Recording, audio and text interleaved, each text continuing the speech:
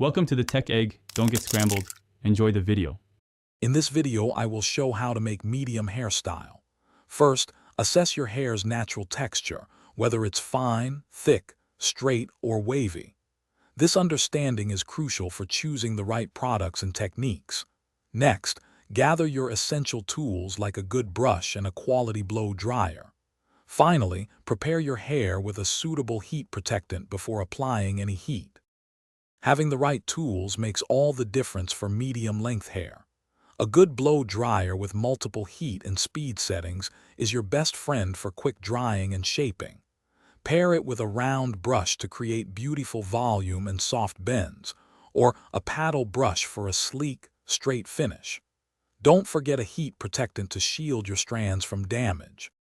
Now let's dive into some effective styling techniques. For amazing volume, lift sections of your hair at the roots with your brush while blow drying upwards.